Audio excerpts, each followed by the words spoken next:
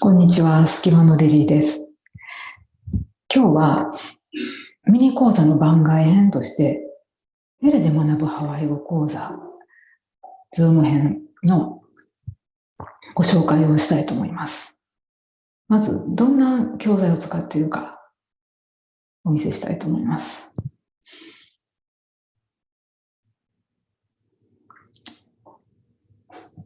第1回目ということで、プアリレレフアを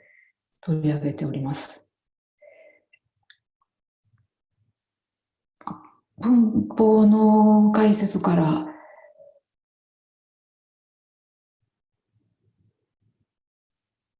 あと歌詞ですね、歌詞と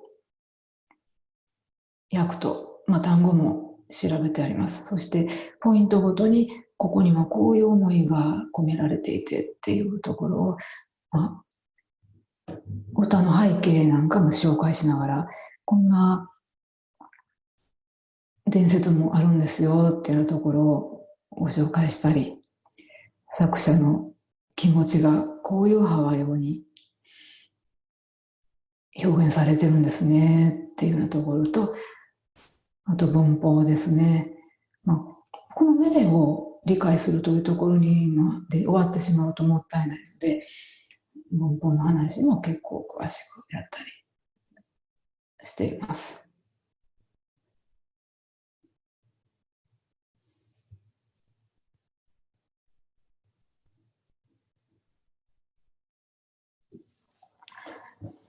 これは歌の舞台になっている場所のご紹介をしようと思って地図を持ってきたんですけど、ここですね。パロル。ここがメレの舞台です。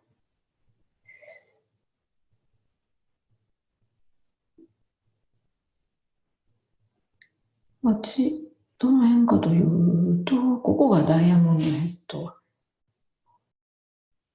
ですね。で、ここがパロル。オアフ島の南のあたりですね。ワイキキなんかからも近いあたりですけど、そこが舞台になって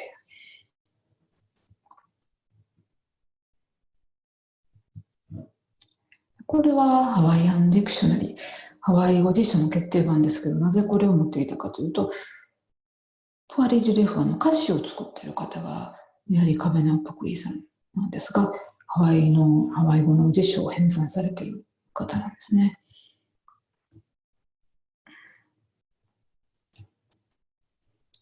で、彼女の著作で、エコ・オブ・アワ・ソング、こういうのがあったりします。これは、古いチャントとかメレの解説をしている本です。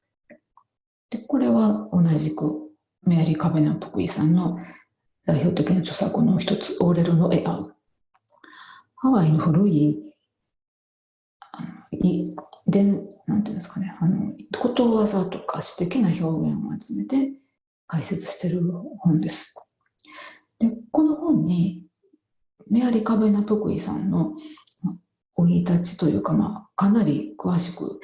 彼女自身の紹介をしているページがあるんですけども、それによると、カベナさんの幼少期がちょうどハワイ語が禁止されて、学校教育の現場でもハワイ語を使うと先生に怒られて、罰を立たされたりとかですね。私はハワイ語を使いませんみたいなことを黒板に書かされるとか、そういう時代があったんですけど、そういう時代に幼少期を過ごしてっていう方なんですが、カベナさん自身はハワイの文化を大切にしようとしてた、家族